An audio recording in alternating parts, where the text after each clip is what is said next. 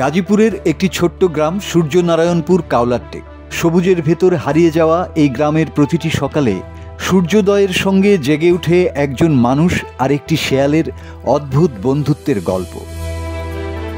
গিয়াসউদ্দিন পেশায় দিনমজুর, প্রাণী ভালোবাসেন, কিন্তু কষ্টের জীবনে নিজের দিকে তাকানোরও ফুরসত নেই।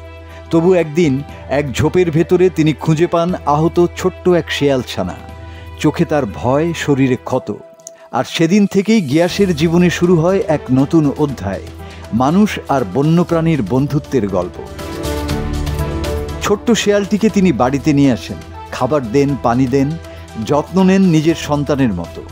2 মাস বয়সী সেই ছানাটি আজ বড় হয়ে উঠেছে আর ধীরে ধীরে পরিণত হয়েছে পরিবারের সদস্যে। গিয়াস তার নাম রেখেছেন লালু। লালু এখন ঘর উঠানেই থাকে, ছাগল মোরগের সঙ্গে একসঙ্গে খায়, একসঙ্গে ঘুরে বেড়ায়, ভাত তরকারি মাছ মাংস এমনকি বিস্কুট পাউরুটি সবই খায়, ঠিক অন্যদের মতোই। গ্রামের মানুষ প্রথমে ভেবেছিল গিয়াস পাগল হয়ে গেছে, বন্যপ্রাণীকে কে ঘরে রাখে। কিন্তু এখন তারা প্রতিদিন আসে এই পোষা শিয়াল দেখতে। বাড়ির উঠান এখন প্রায় ভিড় জমে, মোবাইলে ছবি তুলে ভিডিও করে, হাসে, অবাক হয়। যখন লালু পাশের জঙ্গলে যায়, গিয়াস শুধু একবার লালু বলে ডাক দেয়, আর মুহূর্তেই দৌড়ে ফিরে আসে তার প্রিয় সঙ্গী। গরু ছাগলের ঘাস খাওয়া শেষ হলে শিয়াল নিজেই তাদের বাড়ি ফিরিয়ে আনে, বাড়ির মোরগগুলো রক্ষা করে সে।